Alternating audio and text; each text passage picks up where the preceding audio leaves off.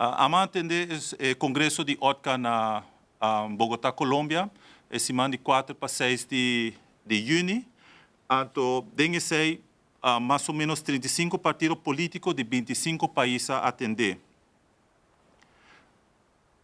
O Partido Conservador de Colômbia a host-nos e presidente do Senado, o senhor Efraim Cepeda, está o host do Congresso. A sessão plenária toma lugar no edifício de Congresso e o Congresso mês toma lugar no Senado. Então, vou imaginar de maneira dentro nos Parlamento e Congresso de OTCA toma lugar. Está honor tremendo. Então, nós vamos bom receber e bom tratar na Colômbia.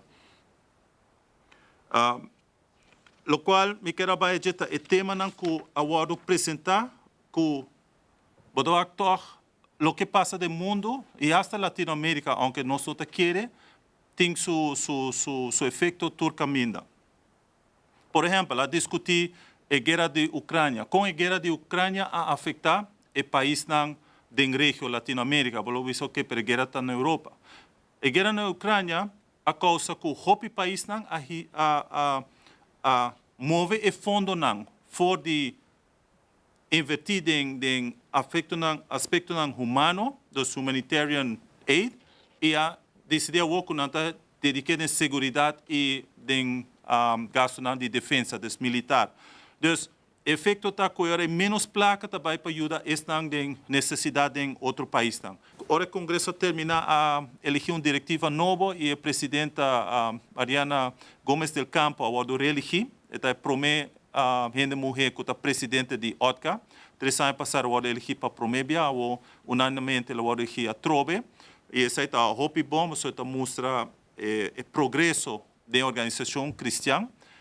E nós estamos sumamente contentes com o seu liderazgo, uma senhora Hope determinada e está Hope duro, Hope inteligente.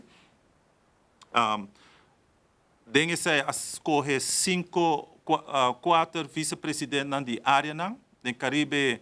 É um de Caribe, senhor Jaxi Sires, agora escolhi como vice-presidente e a minha agora nombrar, escolhi como adjunto vice-presidente para a área de Caribe.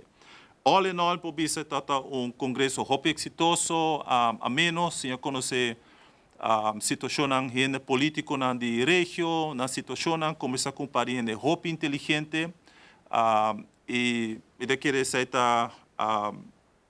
valor agregado que está dando no processo aqui.